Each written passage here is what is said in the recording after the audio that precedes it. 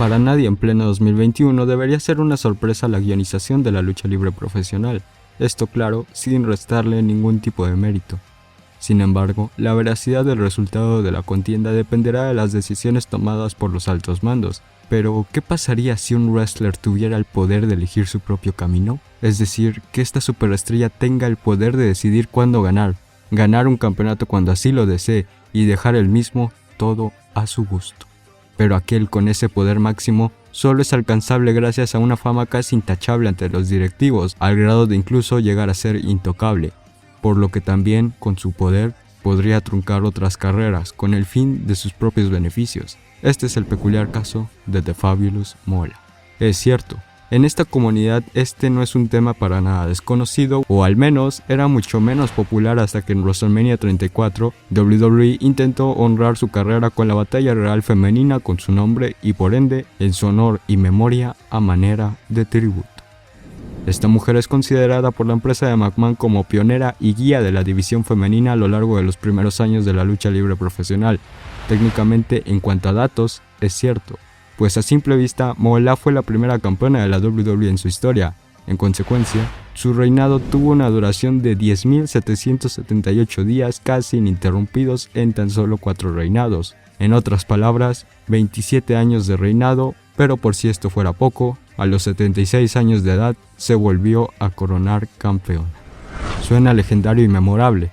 Por desgracia, todo esto se dice que fue a costa de otras personas, solo permitiendo que los reflectores la apuntaran a ella con el mismo egoísmo y poder que le otorgaban sus influencias, sin contar los bajos y sucios negocios llevados a cabo en backstage, causando revuelos y problemas inimaginables, con el objetivo de que ella, y solo ella, y nadie más, tuviera la atención de todo el mundo, y ojo, no es una metáfora, es oscuramente literal. En este documental nos dedicaremos a ver todos los fraudes, negocios, testimonios, autobeneficios, detalles importantes y el análisis en cada aspecto. Hoy en Sweet Wrestling te presentamos la tiranía de The Fabulous Moolah. ¿Qué tan culpable es? Sin más que añadir, comencemos.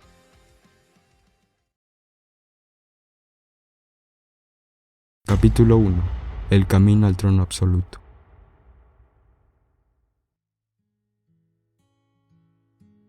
Mary Ellison nació el 22 de julio de 1923, en Carolina del Sur, la primera de 14 hermanos hombres y por ende, la joya mujer de la familia. En una infancia bastante dura, Mary se dedicaba a la granja de sus padres cuando su madre falleció a causa del cáncer, cuando ella tan solo tenía 8 años, y teniendo su primer matrimonio con tan solo 14 años, producto del que después sería un divorcio teniendo una hija y en contra de su padre y de lo moralmente correcto de cuidar a su hija, Moolah se enfocó en iniciar su carrera en la lucha libre profesional. Si somos justos, tampoco tuvo un camino fácil. En los inicios de la división femenina, la clave era soltar favores sexuales con los promotores a cambio de cierta importancia, pero hasta donde se conoce, Moolah rechazó este tipo de trato. Sonará contradictorio, pero curiosamente al iniciar su carrera se casó con un promotor. Este mismo la involucró en ese sucio negocio presentándola con otros promotores, pero eso lo veremos más adelante. Volviendo a su camino en el ring, Moolah comenzó siendo acompañante de los luchadores bajo el nombre de Silver Girl Moolah, y así continuó escalando de a poco hasta que logró debutar como luchadora, y asimismo, de nuevo, se divorció. En 1946, Mildred Burke era la cara de la división femenina y parecía que era el momento de hacerse a un lado. En consecuencia, Moolah ganó el título femenil de la NWA. Digamos que para este punto ya había logrado colocarse en la primera fila y al recibir el campeonato se proclamó como el reemplazo de Mildred, que hoy, 71 años después, se sigue entendiendo que no era cualquier cosa. Si creen que para este punto Moolah ya había logrado establecerse, en efecto, no obstante, ser promotora y campeona de la división femenina de nada más ni nada menos que la NWA no era suficiente. Había que cimentarse mejor, o al menos eso pensaba nuestra protagonista, y no bastaba con su primer reinado de 10 años de duración, sino que también fundando su propia escuela de lucha libre, llamada The Moolah Compound, ya bien establecida por el renombre de nuestra protagonista. El infierno sobre la división femenina en todo Estados Unidos en el siguiente decalustro. Capítulo 2. La promotora principal de la lucha libre en todo Estados Unidos. Como mencioné en el capítulo anterior, Mola prácticamente se convirtió en promotora antes de incluso ser luchadora, y asimismo esa fue la clave de todo su poder. Pero te preguntarás, ¿qué es un promotor? Bueno, dando una explicación banal, cuando hablamos de un promotor, hablamos de un representante. Para que se den más o menos una idea, es como ser el manager de un luchador al estilo Paul Heyman, pero en la vida real. Funciona de manera que el promotor te presta sus servicios y dependiendo de su poder y nivel, te puede elevar hasta la cima, todo esto a cambio de una pequeña comisión. Un ejemplo, en el fútbol. En su momento el jugador más caro del mundo fue Paul Pogba en su fichaje por el Manchester United a cambio de más o menos 120 millones de euros. Para muchos, Pogba no era el mejor jugador del mundo y por consecuencia no estaba tasado en 120 millones de euros. Entonces, ¿por qué se gastó tanto el United en él? La respuesta es simple, su representante, Mino Raiola. Y ojo, no solo logró inflar el precio de su cliente, sino que también logró que pagaran tanto por él para obtener una comisión mayor. De esos 128 millones de euros pagados, 48 millones cobró Mino Raiola como comisión. Hay quienes dicen que fueron 30 millones, pero aún así es aproximadamente un cuarto o poco menos de la mitad del dinero total. Muy bien, ya vimos cuánto puede ganar un representante en una sola operación. Ahora imagínense si tiene miles de representados. Prácticamente el promotor puede colocar a quien quiera, donde quiera, controlando todo a su conveniencia y como le plazca. Cosa que si no se controla, por ejemplo, ahí tuvimos el caso del Cruz Azul y su supuesta maldición y básicamente todo el fútbol mexicano. En el wrestling la cosa no cambia mucho. Ahora imagínense todo ese poder, la máxima promotora del wrestling femenino en todo Estados Unidos, todo eso en una sola persona, The Fabulous Moolah. Base para que Moolah ganara más clientas fue primero hacerse de un nombre para que vieran que tenía poder, y llegó a ser tan respetada que se convirtió en la primera mujer en luchar en el Madison Square Garden, de este modo rompiendo la regla que prohibía a las mujeres en el legendario Coliseo. Moolah ya era un ejemplo a seguir, ya tenía sus puentes con las cabezas principales de la lucha libre, ya no solo en Estados Unidos, sino que en todo Norteamérica. Era algo obvio que las novatas la buscarían para, sin saberlo, venderle su alma en cuestión del paso de los años. Todo esto mediante su escuela.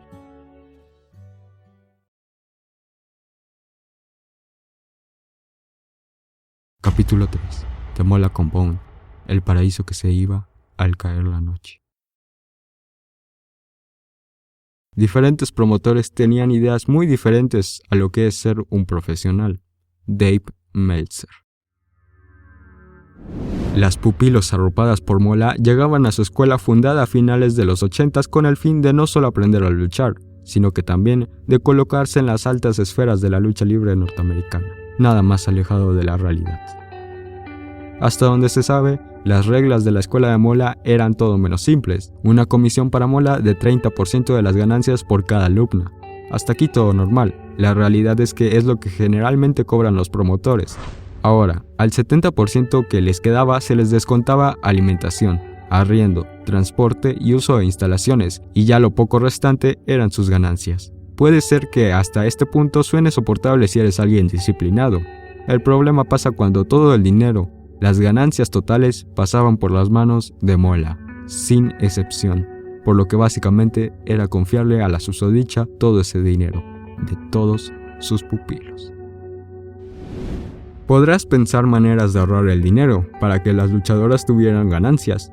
No obstante, según algunos testimonios, Moolah impuso la norma de vivir en su escuela obligatoriamente para cobrar el uso de instalaciones, además de prohibir a las luchadoras tener una cuenta bancaria propia, solo dándoles la remuneración a cada una exclusivamente en efectivo y finalmente el tiro de gracia, comisiones. El tema del dinero es importante, la verdad no es tema menor, y según testimonios que veremos más adelante, al final con tanta comisión, en vez de ganar poco dinero, las luchadoras le terminaban debiendo dinero a ella y todo esto bajo una explotación laboral. Las discípulas de Moolah no terminaban sus obligaciones en la lona, sino que también tenía que cumplir detrás de la puerta. Así es, presuntamente la escuela de Moolah también actuaba como fachada de lo que realmente era. un prostíbulo. The Fabulous Moolah, con su poder de promotora y amistad con estos mismos, comenzó la trata de blancas con sus alumnas para satisfacer a sus amistades, y también hay acusaciones de que incluso ella abusaba de sus propios pupilos, afirmando que ella era homosexual, teoría alimentada en su relación de amistad con Mae Young, que según la leyenda urbana, en realidad eran amantes. Tú une los cabos si lo crees necesario. Tristemente, aquí iniciaba el infierno de la división femenina, puesto que Moolah dejó de buscar luchadoras para comenzar a entrenar, entre comillas, a luchadoras más atractivas, voluminosas y deseables, con el único fin de utilizarlas como cabecillas de su prostíbulo. Revelarse, por favor. En este punto la maestra era tan poderosa que ya era descrita como una proxeneta por sus propios pupilos. No se les dejaba salir de la escuela a menos que fueran acompañadas y claro, tenía tanto poder que con una llamada podía tumbar sus carreras y dejarlas en la calle y todavía con deudas hacia ella. Ahora, también se dice que Moolah utilizaba dulces entre comillas para controlar aún más sus vidas. Sin embargo, también hay gente que dice que odiaba estos dulces hasta un punto exageradamente ridículo, por lo que básicamente es la única acusación que no tiene bases reales o no cuadra en prácticamente nada. Aún así, se los dejo también sobre la mesa. Capítulo 4. WWF, la llave a la inmortalidad. La WWF para este momento comenzaba a tomar cierto poder, y con ello, su expansión. Para este punto, era inevitable pensar que la mujer más condecorada de la época no fuera buscada para unirse al imperio McMahon que estaba en gestación, y así fue. Vince McMahon en 1983 buscó a The Fabulous Moolah con un contrato muy generoso para afianzar que su empresa obtuviera los derechos del título femenino. Si en ese momento el wrestling femenino hubiera tenido tanto impacto, sin lugar a duda hubiera sido la bomba. De todas formas, fue un golpe muy duro en la mesa por parte de Vince McMahon, pero asimismo, la joya de la corona para terminar de darle el poder absoluto a Ellison. En este punto Moolah no solo era campeona, sino que tenía tanto poder que también estaba en backstage tomando decisiones sobre la división completa, básicamente haciéndose creativa de WWF, facilitándose el trabajo para mantenerse en la cima, y sería más fácil truncar carreras desde ahí, ¿no? Incluso al más pequeño indicio de opacarla. Por ejemplo, cuando uno de sus pupilos iba a ser elegida para aparecer en una caricatura. Eso no iba a suceder debido a que se dice que nuestra protagonista movió mar y tierra para que ella saliera en la caricatura. Pero ojo, también se dice que se reconoció como una mala jugada comercial no poner a Moolah en la caricatura en primer lugar. Les recuerdo el peso de su nombre, por lo que se podría pensar que la empresa enmendó su error. Como sea, ambas versiones también se las dejo en la mesa. Sin embargo, para 1984, Moolah perdió su campeonato que llevaba varios lustros ostentando frente a Wendy Richter en el Pay-Per-View Brawl. De este modo, siendo la segunda campeona femenina en la historia de la WWE, cosa que no cayó del todo bien en Moolah, recuperando el campeonato. Todo esto para volver a ser destronada, aunque por muy poco tiempo. Wendy Richter logró ser en comparación al resto la que más sobresalió, aunque realmente aún estaba a años luz de Moolah, cosa que quedó más que claro en el primer escándalo y jugarreta sucia en la WWF, la traición original, la primera ruptura de kayfabe incluso antes de la famosa traición de Montreal, y sucedió en nada más ni nada menos que el Madison Square Garden. Capítulo 5. La traición original.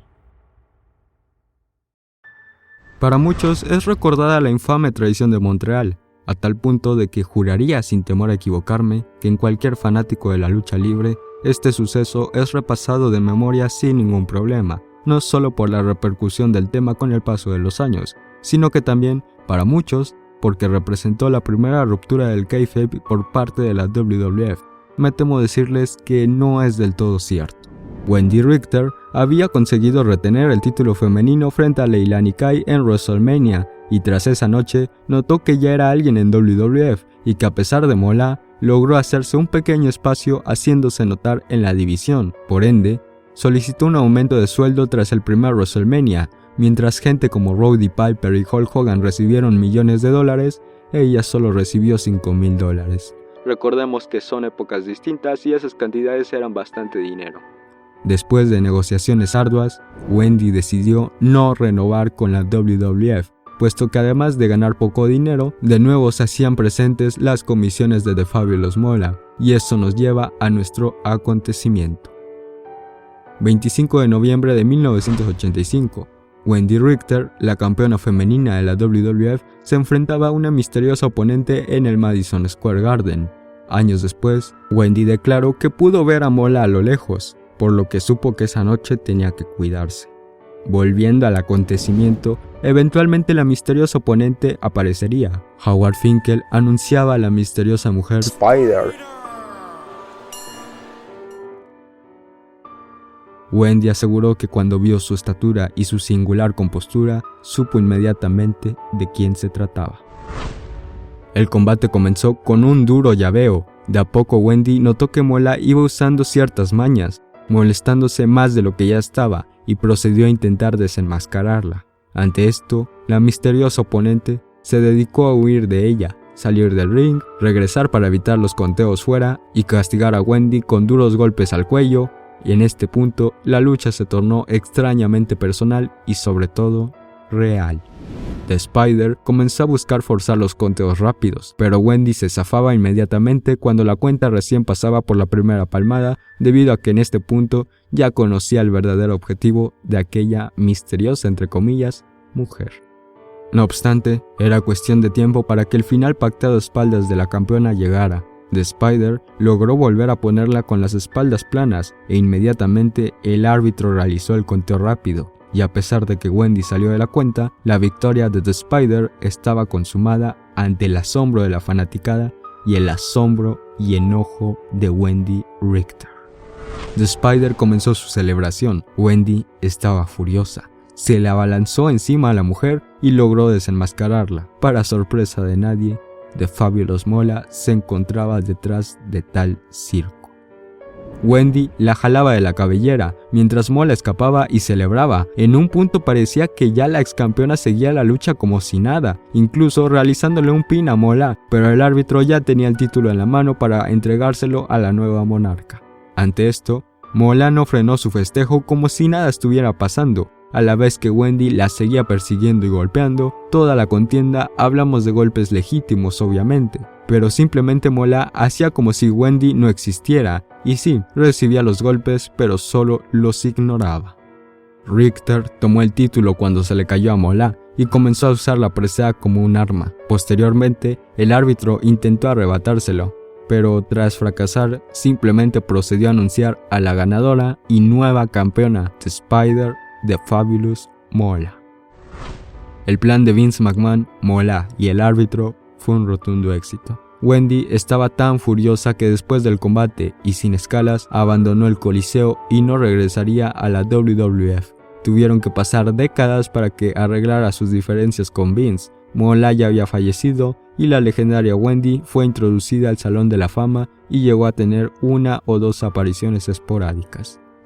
Esa noche quedó más que demostrada ante el público la alianza y confianza entre Vince y Ellison al grado de incluso romper el kayfabe. Y claro, todo el poder y descaro de nuestra protagonista aun cuando en este punto la edad comenzaba a avanzar a un punto sin retorno. Capítulo 6. La olvidada división en parejas de WWE.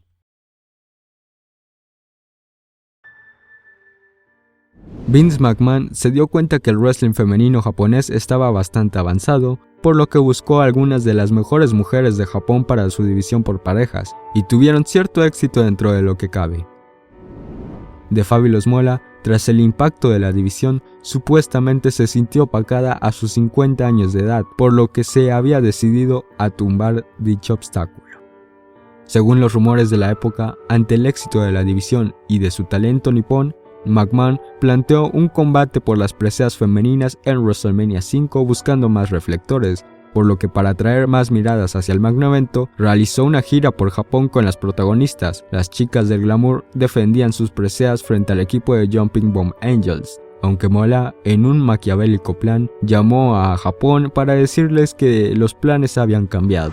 En aquella gira por Japón, las chicas del glamour debían perder los campeonatos según Moolah, En consecuencia, se siguió la orden debido a que los promotores no lograron contactar a Pat Patterson, quien en ese entonces era el booker principal de WWF, básicamente confiando en las palabras de Ellison. Siguiendo esta leyenda, cuando regresaron a Estados Unidos, Patterson y Vince estaban furiosos, debido a que ellos no dieron la orden de que se efectuara un cambio de manos de las preseas en aquella gira. Las luchadoras afirmaron que Moolah dio la orden con el argumento de que presuntamente ellos dieron la indicación en primer lugar, pero fueron ignoradas, ya que la empresa tenía muy buena relación con la veterana, y de este modo todos los planes para WrestleMania fueron cancelados, y poco después la división por parejas femenina fue desactivada. The Fabulous Moolah lo había logrado. Nadie le iba a pagar a pesar de sus 50 primaveras. Y claro, su regla que ella misma impuso para que las luchadoras se retiraran a los 25 años obligatoriamente, no parecía satisfacerla del todo. Capítulo 7. No hay nada después de la muerte. Desactivación de la división femenina.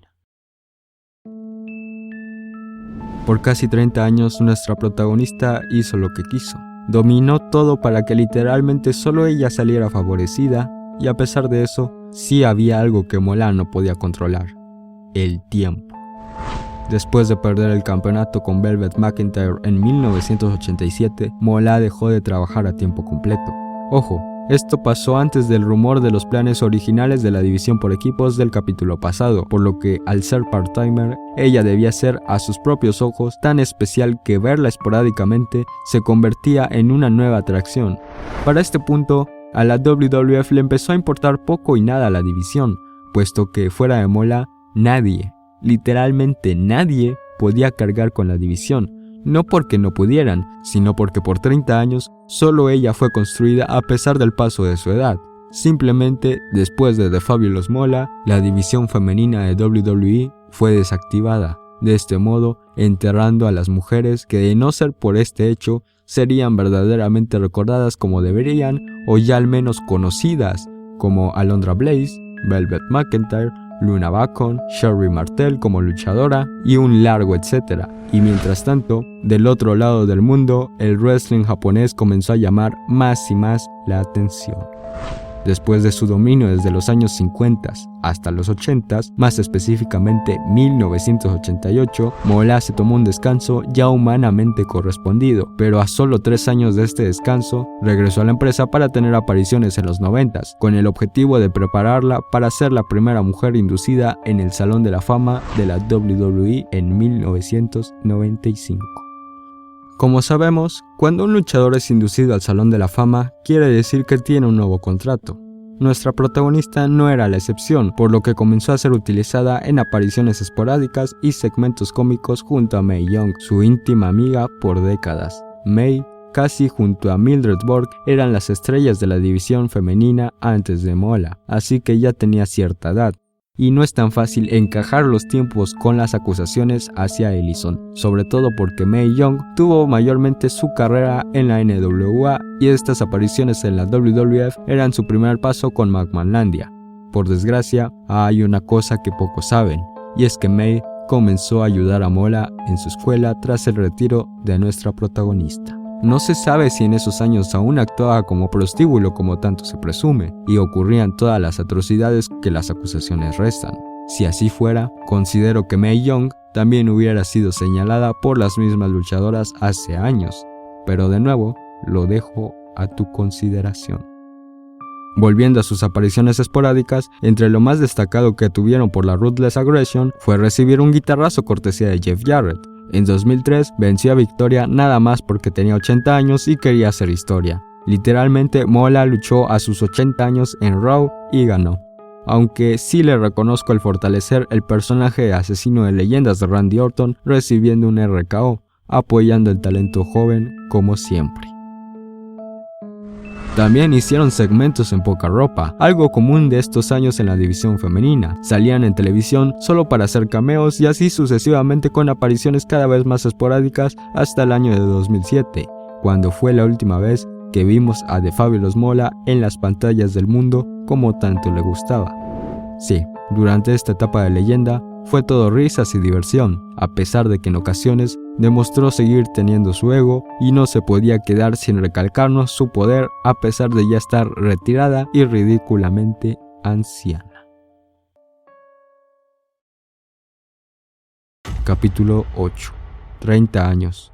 No son suficientes. 17 de octubre de 1999. Mae Young y ella hacían otra aparición en el ring, solo que Mola era retadora al título femenino de Ivory, y no solo eso, ganó la lucha. Por consecuencia, aquella noche se convirtió en la luchadora más longeva en la historia de la WWE en poseer dicho título a los 72 años de edad. Según Bruce Pritchard, indirectamente Mola presionó a Vince para hacer este show, pues según lo relata, Ellison le decía: "Estoy preparada para cualquier momento en el que quieras meterme dinero", también afirmando que no se iba a ir a tejer suéteres a su casa. El plan se llevó a cabo y en ese momento pues se salió con la suya. Era bastante querida y fue ovacionada. Tal y como pasó por toda su vida, nos enseñó una cara que por 30 años y cuando ella quería darse sus caprichos, la gente vanaglorió, la gente amó. Mientras que en el backstage todo quedaba destrozado para cumplir sus deseos.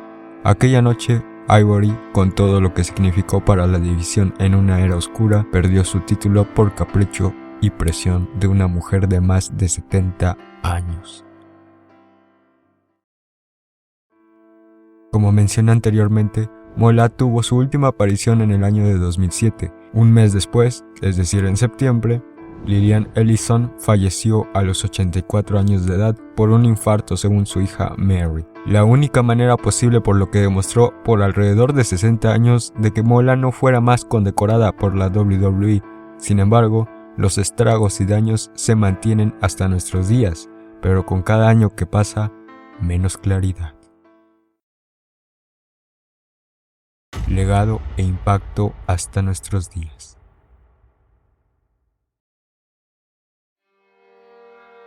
Después de una investigación sobre lo que pasó después de la muerte de The Fabulous Mola, si bien encontré lo que me esperaba, los testimonios hablando sobre ella, hay detalles que considero muy importantes para tener en cuenta a la hora de cuestionar su legado, y todo se resume a una pregunta. ¿A partir de cuándo se comenzó a hacer eco de todas las acusaciones hacia Ellison? Si bien, como se esperaba, todos comenzaron a hablar tras su muerte en el año de 2007, veremos un poco más adelante los primeros testimonios y sus respectivos años. Encontré que en el año 2006 se escribió un artículo. El mismo estaba basado en la historia de Sweet Georgia Brown, una de las luchadoras que más resaltó dentro de lo posible. En este artículo su hija relató de cómo su madre comenzó a entrenar con Mola y su poderío como promotora, afirmando que ella tenía 25% de comisión, lo normal en promotores, pero que realmente Ellison se adjudicaba más de ese porcentaje. En consecuencia, su madre apenas se quedaba con lo mínimo para sobrevivir, además de sacar a la luz la red de prostitución tras la escuela de Ellison, afirmando que si se negaba, era golpeada por los clientes y drogada frente a su maestra. Con el contexto en mente, en el mentado año 2006, nuestra protagonista aún estaba viva, también afirmando que la carrera de su madre fue muy difícil con Mola enfrente, y por su color de piel, siendo esto un problema en la primitiva época.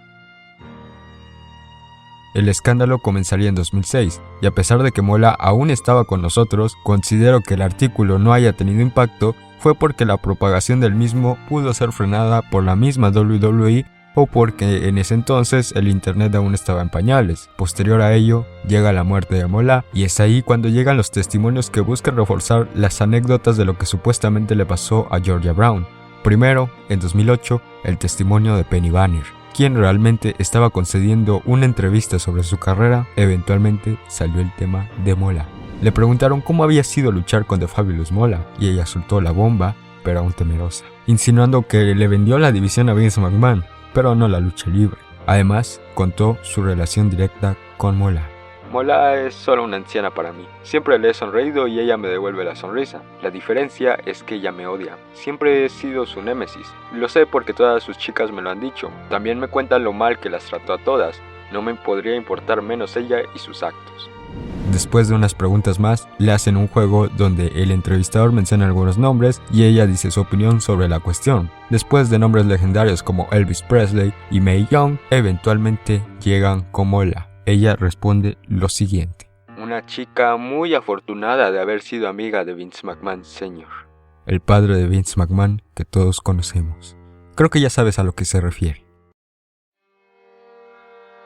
Las rentaba a los promotores a granel, con el entendimiento de que las chicas tendrían sexo con el promotor y todos los luchadores que las quisieran. A los promotores les gustaba el ser gratis, pero lo que también les agradaba es cómo los muchachos no las tenían que buscar por fuera, evitando así alguno que otro problemilla.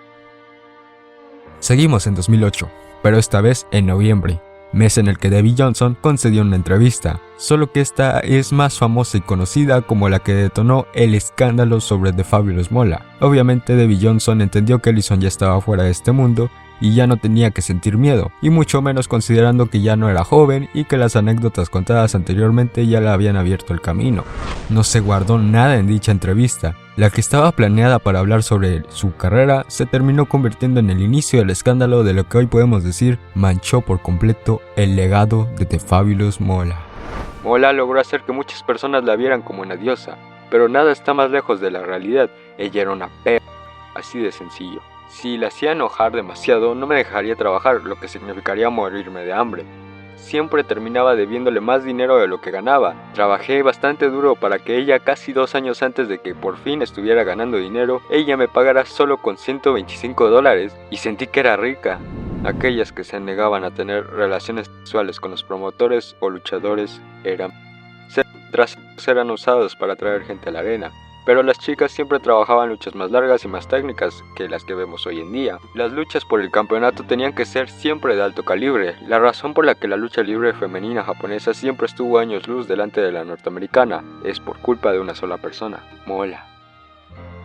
Luna Bacon, ex acompañante de Goldust y de Shawn Michaels en sus mejores años, fue alumna de Moolah en su escuela y afirmó que le tocó una de las famosas sesiones de fotos con promotores cuando tenía tan solo 16 años. Además de afirmar que la misma Moolah era homosexual y abusaba de sus pupilos. Esta versión la respaldan Sherry Martel, Georgia Brown y Sandy Parker. Por lógica, entre todo lo que pienso que sería una certeza considerar es la famosa leyenda urbana de su relación homosexual con Mae Young que podría ser real. Capítulo 10. Incoherencias. Ahora veamos el otro lado de la moneda. Hay gente que defiende a capa y espada a Moolah, afirmando que las acusaciones son meras falacias. Hugo Sabinovich, ex comentarista de WWE y que por años ha trabajado como promotor, afirma que nunca había escuchado que Ellison haya hecho algo así. Estamos viviendo en tiempos de políticamente ser correcto. Yo no digo que ella, Lillian o la fabulosa Moolah, fue un santo, pero sí es cierto lo de prostitución. Voy como a la Biblia, cuando iban a apedrear a la prostituta o la mujer que había sido encontrada culpable de adulterio, pero para hacer adulterio se necesitan otras personas. Entonces Jesús dijo: el que sea libre de pecado que tire la primera piedra. Y ustedes saben lo que narra la Biblia, se fueron los demás. Pues aquí, si es culpable Lillian, la fabulosa Moolah, entonces hay que acusar también a los promotores. Y no fue uno, fueron muchos y hombres poderosos alrededor del mundo. Así que no voy a nombrar nombres, pero ustedes saben cómo reinó ella como campeona. Así que si es cierto una parte, entonces también debe culparse a los otros, los promotores, que eran hombres. O sea, usted no puede acusar a Moolah de una cosa y de momento decir ella prostituyó luchadoras, lo cual yo estuve relacionado con mucho que ver con la lucha de mujeres y yo no escuché a mujeres decir que esto era cierto. Si es verdad, entonces es culpable Moolah, pero también es culpable los luchadores. Así que esa parte habría que analizar. ¿Recuerdan a Georgia Brown? Su hijo, Michael McCoy, en el año de 2006 estaba buscando a su padre y salió el artículo de lo que presuntamente vivió su madre a manos de Moolah y que por eso no conocía a su padre. Bueno, Michael McCoy salió a desmentir dicho artículo en una entrevista en 2018. Su hermana fue quien dice que su madre le reveló todas las atrocidades que se hicieron públicas en 2006, pero su hermano asegura que esto no es verdad. Vengo a decir hoy que eso no es cierto. Eso no es cierto en lo absoluto.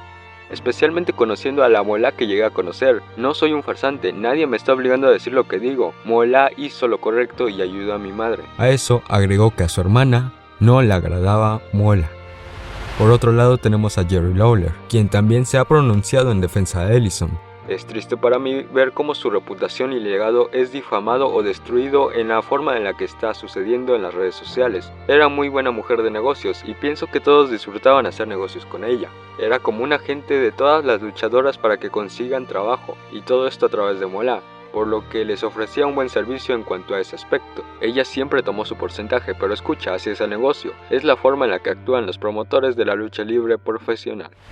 Joyce Gravel y Peggy Lee fueron entrevistadas en 2018 con la misma temática sobre Mola. Joyce afirmó que Mola odiaba las drogas y que nunca engañó a nadie. Si así lo fuera, asegura que ella hubiera sido la primera en la lista en ser engañada. Nunca experimenté eso, y todos los que mencionaste, el entrevistador, están muertos, así que ¿cómo podrían estar diciendo algo? Tal vez sus familias simplemente se lo están inventando, pero en lo que a mí respecta, yo no vi nada. Del otro lado, Peggy Lee declaró lo siguiente. Mola no era más que una mujer de negocios, una muy astuta en eso, pero en cuanto a ese proxenetismo, son un montón de tonterías. También afirma que si no fuera por Mola, las mujeres no estarían donde están hoy en día. Judy Martin también habló sobre el tema. Y ojo, que es la mitad de las chicas del glamour. Les recuerdo el presunto incidente donde Mola la saboteó. Algunos me preguntan, Judy, ¿de verdad hiciste eso? Acerca de que Mola era proxeneta. Nunca hablé de lo mucho que amaba la lucha libre, eso era algo que realmente amaba. No quiero llorar, pero cuando envejeces te pones un poco sentimental. Trabajé lo mejor que pude para hacer lo mejor posible y eso realmente dolió. Judy se dirige a la cámara en defensa de Mola. Realmente dijiste que ella nos engañó a todas las chicas, eso no ocurrió. Las drogas, nunca he consumido drogas, me hicieron una prueba en ese entonces y les garantizo que lo único que pudieron encontrar en mí fue un cigarrillo. Duele, en verdad duele, no sé si ustedes realmente son fanáticos de la lucha libre, pero dañaron a muchas chicas que trabajaron en este negocio. Necesitas saber de quién estás hablando antes de salir y arruinar la vida de las personas. Espero que Vince se encargue de corregir este asunto. La hija de The Fabulous Mola, Mary Austin, afirmó en una entrevista para Nigel Sherrod que para su madre lo principal era la lucha, incluso sobre su propia hija, pero no lo dice en el mal sentido, sino que ella comprendía a su madre. Procede a decir que todos los rumores sobre sus delitos son mentira. Su mamá era muy estricta para que no corrieran en los pasillos y ni se diga para la ingesta de drogas. Les decía a sus alumnas que estaban en su escuela para luchar y exclusivamente para eso. Quien quisiera meterse otro tipo de sustancias, incluso alcohol, simplemente podía irse de su fortaleza. Pasó a hablar de las acusaciones y aclara que cuando Mola se separó de su marido, Buddy Lee, unas alumnas se fueron con él y otras con ella. Georgia Brown se fue con él y afirma que él fue quien le dijo que Mola tenía un prostíbulo. Sin embargo, afirma que todo fue una gran mentira. Pero no solo eso. Lo que me llama poderosamente la atención es que dice que tiene gente que verdaderamente fueron sus alumnas y pueden respaldarla, pero también da a entender que si las acusaciones sucedieron en verdad, fue por parte de Mr. Lee, el ex esposo de Mola. Aquí es donde este misterioso personaje se profundiza, ya que continúa afirmando que Mr. Lee era un estafador y hasta se quedaba con el 50% de comisión de las luchadoras. Pero volviendo al campamento, ella relata que no obligaba a sus alumnas a vivir en el campamento. Básicamente da a entender que esto se tergiversó, debido a que vivir ahí les salía muchísimo más barato que buscar otra renta, y es por eso que vivían ahí. También menciona sobre la regla que decía que no podían irse solas, y sin querer la confirma, pero dice que no era en el mal sentido como se dice, más bien que Mola era muy protectora con sus alumnas. Es por esto que no les dejaba irse solas como si nada, era como una relación madre e hijas. Para concluir, dando un golpe bastante interesante. ¿Por qué el artículo de Georgia Brown era válido si ella se había ido con Buddy Lee? Y aquí remata, confirmando que hubo cierto impacto cuando el hijo de Georgia Brown se parecía a Buddy Lee, pero todo esto pasó después de que ella se había separado de Mola. Cuando le preguntaron sobre las acusaciones que truncaban carreras de jóvenes que querían llegar a la WWE, simplemente las desestima, afirmando que no se habla de que, siendo realistas, no todas eran realmente buenas en el ring y que tenían celos por la posición de su madre y su talento. pidiendo que se investigue preguntando a verdaderas alumnas de la época y no luchadoras celosas por la naturaleza de su madre, y que entiende que WWE haya sucumbido a la presión de Sneakers en 2018, pero que no tiene nada contra la empresa porque trataron muy bien a su madre e incluso Stephanie McMahon fue y le dedicó unas palabras en su funeral. ¿Recuerdas a Michael McCoy? Él es el hijo de la relación de Georgia Brown y Buddy Lee, y solo ha hablado maravillas de Moolah, en el sentido de que se siente muy agradecido de cómo ella lo trató como un rey y le ayudó a decirle quién era su padre. Les recuerdo que Buddy Lee estuvo casado con Moolah antes de irse con Georgia, y que hasta el día de su muerte le dio un cariñoso abrazo, como si fuera su propia madre. Pero no solo eso. Saca a colación y confirma una nota periodística de la época que personalmente me impactó. Moolah escogía a Georgia en las cajuelas o maleteros de los autobuses.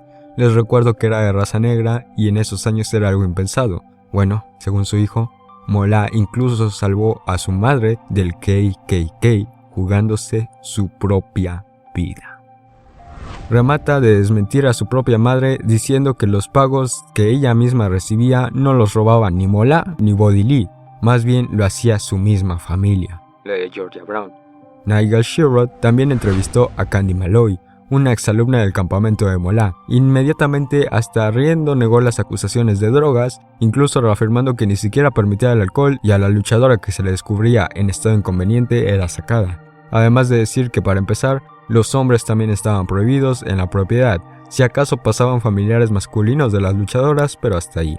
Al preguntarle sobre retener a las mujeres, de nuevo se rió, incluso afirmando que eso era una mierda y contrarrestando diciendo que Moolah fue una mujer maravillosa y que verdaderamente quería ver a sus pupilos en algún lado. Cuando le preguntan sobre el argumento de que las luchadoras que la difaman tenían celos de ella, dice: Podría ser, porque algunas chicas, y sonará a una tontería para algunos, pero como te decía sobre traer a chicos a la propiedad, salir a beber toda la noche o consumir drogas, cuando ella se enteraba de todo esto y tenía pruebas, entonces se los decomisaba y se las daba a alguien más, y esto provocaba ciertos resentimientos. Solo para decir que esta constante provocó muchas discusiones entre alumnas y maestra porque había que acatar las reglas.